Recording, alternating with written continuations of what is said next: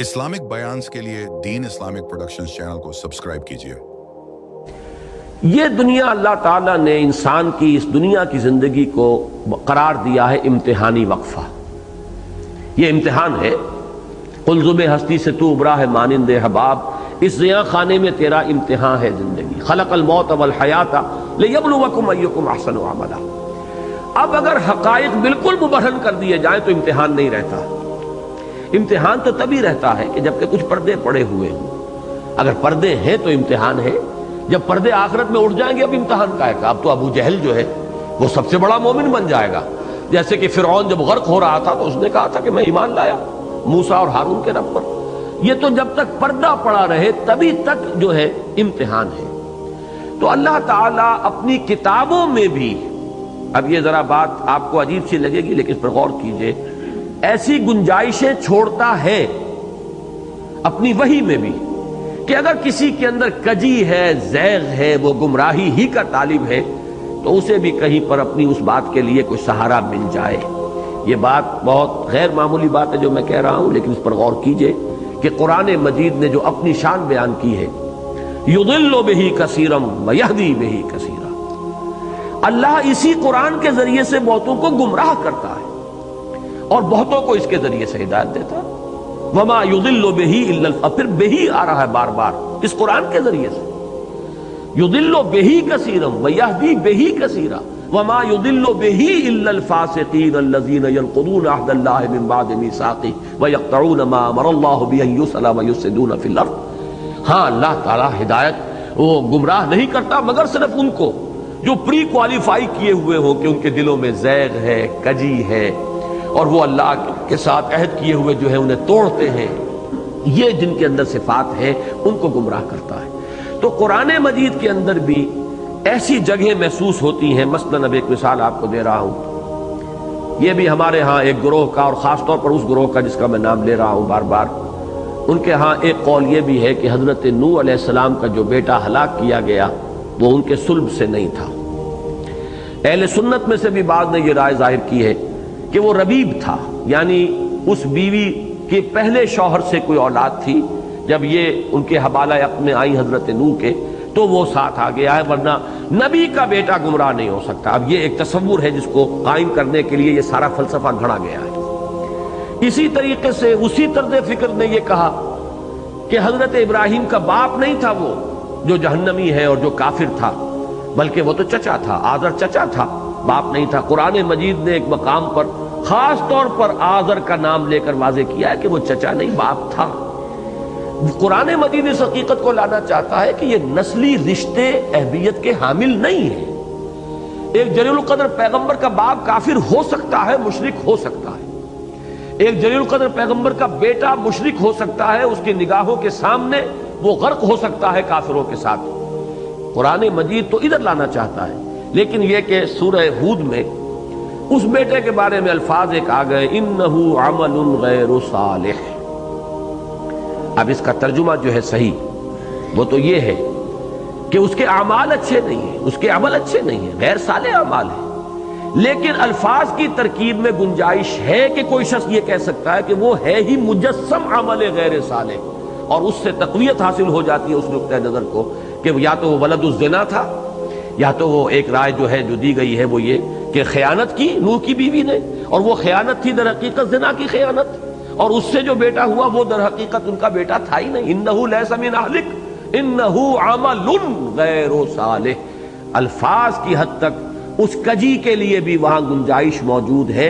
کوئی شخص اگر اس کے اندر جیسے مکھی کے اندر گندگی کی طلب ہے، گندگی کر بیٹھتی ہے، تو اسی طریقے سے کسی میں کجی ہے تو کجی کے لیے گنجائش ان الفاظ کے اندر پیدا کر دی گئی۔ یہ میں ایک اہم اصول کے اعتبار سے آپ کے سامنے رکھ رہا ہوں، اور اس کے لیے میں قرآن مجید کی دو آیات آپ کے سامنے رکھنا چاہتا ہوں، اس فلسفے کو جو چیز کے بالکل مبرہن کر کے لاتی ہے قرآن مجید میں۔ یہ 8ویں پارے کی ابتدائی آیات میں ہے، سورہ انعام کی آیات نمبر 112 113۔ فرمایا گیا وَكَذَلِكَ جَعَلْنَا لِكُلِّ نَبِيٍّ عَدُوًّا شَيَاطِينَ الْإِنسِ وَالْجِنِّ یوحی بعضهم الی بعض زخرف القول غرورا وَلَوْ شَاءَ رَبُّكَ مَا فَعَلُوهُ فَذَرْهُمْ وَمَا يَفْتَرُونَ وَلِتَصْغَى إِلَيْهِ أَفْئِدَةُ الَّذِينَ لَا يُؤْمِنُونَ بِالْآخِرَةِ وَلِيَرْضَوْهُ وَلِيَقْتَرِفُوا مَا هُمْ مُقْتَرِفُونَ صدق اللہ العظیم۔ اسی طرح ہم تمام نبیوں کے دشمن بناتے رہے ہیں شیاطین انس اور شیاطین جن کو۔ اللہ تعالیٰ اپنی طرف منسوب کر رہے ہیں کہ ہر نبی ہر رسول کے لیے دشمن ہم نے کھڑے کیے، شیاطین انس اور شیاطین جن، انسانوں میں سے بھی اور جنات میں سے بھی۔ وہ ایک دوسرے کو بڑے ملمہ والے قول جو ہیں ایک دوسرے کو وحی کرتے رہتے ہیں، اور اگر تیرا رب چاہتا اے محمد صلی اللہ علیہ وسلم ما فعلوہ ہو تو وہ ہرگز یہ نہ کر سکتے۔ یعنی انبیاء کے لیے جو مخالف قوتیں میدان میں آتی ہیں یہ اللہ کے اذن کے بغیر تو نہیں ہے۔ ابو جہل یہ مخالفت نہیں کر سکتا تھا، ابو لہب یہ مخالفت نہیں کر سکتا تھا، ولید ابن مغیرہ یہ مخالفت نہیں کر سکتا تھا، اسی طریقے سے پتھراؤ نہیں ہو سکتا تھا طائف میں۔ یہ سب کچھ ہے اذن رب کے بغیر نہیں ہو رہا۔ وَلَوْ شَاءَ اللَّهُ وَلَا شَاءَ رَبُّكَ مَا فَعَلُوهُ، اگر تیرا رب چاہتا، اس کی قدرت ہے، وہ ان سب کو روک دیتا، لیکن یہ حکمت ہے اللہ کی، اس لیے کہ جب تک وہ مقابلے میں قوت موجود نہ ہو وہ امتحانی فضا پیدا نہیں ہوتی۔ کیسے معلوم ہوگا کہ کس میں حق کی طلب ہے اور کس میں نہیں ہے، کس میں صبر کا مادہ ہے اور کس میں نہیں ہے، کس میں استقامت ہے اور کس میں نہیں ہے، کس کی فطرت جو ہے وہ کس درجے کج ہو چکی ہے اور کس کی فطرت جو ہے وہ کتنی اپنی اصل صلاحیت کے اوپر برقرار ہے۔ یہ ساری شفٹنگ، یہ ساری چھانٹی جو کرنی ہے، یہ چھانٹی جو ہے اس کے لیے لازم ہے کہ ایک امتحانی فضا برقرار رہے۔ اور امتحان کیسے ہوگا؟ اگر خیر ہی خیر ہو اور شر اس کو مقابلہ کرنے کے لیے میدان میں موجود نہ ہو۔ تو یہ جو کشمکش خیر و شر ہے یہ خود اللہ تعالیٰ کی اس حکمت تکوینی اور حکمت تخلیق کا ایک جز ہے۔ یہ اس لیے میں اگلی آیت میں آئے گی اصل بات، پہلے اس آیت کو اچھی طرح ذہن نشین کر لیں۔ وَكَذَلِكَ جَعَلْنَا لِكُلِّ نَبِيٍّ عَدُوًّا شَيَاطِينَ الْإِنسِ وَالْجِنِّ يُوحِي بَعْضُهُمْ إِلَى بَعْضٍ زُخْرُفَ الْقَوْلِ غُرُورًا وَلَوْ شَاءَ رَبُّكَ مَا فَعَلُوهُ، اگر تیرا رب چاہتا تو وہ یہ نہ کر پاتے۔ فَذَرْهُمْ وَمَا يَفْتَرُونَ، تو چھوڑیے ان کو اور جو افترا بازی وہ کر رہے ہیں کرنے دیجئے۔ وَلِتَصْغَى إِلَيْهِمْ، اب یہ لفظ صغو وہی آ گیا ہے جو اس سورہ مبارکہ میں آ چکا ہے، ان تتوبا الی اللہ فقد صغت قلوبکما، یہ وہی مادہ ہے، اسی سے یہ لفظ آیا۔ وَلِتَصْغَى إِلَيْهِ أَفْئِدَةُ الَّذِينَ لَا يُؤْمِنُونَ بِالْآخِرَةِ، یہ سب کچھ ہم اس لیے کرتے ہیں تاکہ جو لوگ آخرت پر ایمان نہیں رکھتے ان کے دل ان کی طرف مائل ہو جائیں، ان کے اندر کی کجی اور خباثت ظاہر ہو۔ اگر یہ نہ ہو تو ان کی خباثت کیسے ظاہر ہو؟ اگر یہ کشمکش خیر و باطل، خیر و شر اور کشمکش حق و باطل نہ ہو تو نہ اہل ایمان میں سے کون کس درجے کا ہے، کس پائے کی استقامت ہے، کتنا اس میں صبر ہے، کتنی مسابرت ہے، نہ اس کا ظہور ہوگا، اور کس کس میں کتنا کتنا خبث جو ہے بھرا ہوا ہے، کس کے اندر کتنی کتنی گندگی ہے، کتنا کتنا بغض ہے، یہ بھی ظاہر نہیں ہوگا۔ تو یہ تو ہم نے اسی لیے چھوٹ دی ہے، کھلی دی ہے، بلکہ ہم خود کھڑا کر دیتے ہیں جنوں اور انسانوں میں سے دشمنی کرنے والوں کو، تاکہ دودھ کا دودھ پانی کا پانی علیحدہ ہو جائے۔ جیسے میگنیٹ ہوتا ہے، وہ میگنیٹ آپ نے رکھا، وہ لوہ چون جو ہے وہ سارا اس کی طرف کھینچ آیا۔ تو یہ ہم نے اس لیے کیا ہے کہ جن کے دلوں میں زیغ ہے، جن کے دلوں میں کجی ہے، جن کے دلوں میں آخرت کا یقین نہیں ہے، وہ ادھر مائل ہوتے چلے جائیں، وہ یکجا ہو جائیں، وہ ادھر سمٹ جائیں، وہ ایک گروہ کی شکل میں نمایاں ہو جائیں۔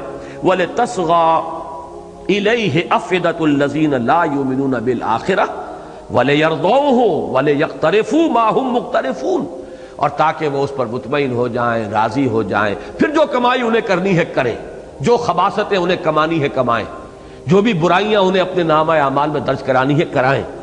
یہ ہے وہ حکمت تبلیغ، یہ ہے وہ حکمت تخلیق جس کے تحت اللہ تعالیٰ کجی کے لیے بھی کوئی نہ کوئی دنیا کے اندر کوئی اس کے لیے سامان، اس کے داعی، اس کی طرف دعوت دینے والے، اس کی طرف میلان پیدا کرنے والے، اس کی طرف رجحان پیدا کرنے والی قوتیں جو ہیں وہ اس دنیا کے اندر برقرار رکھتا ہے۔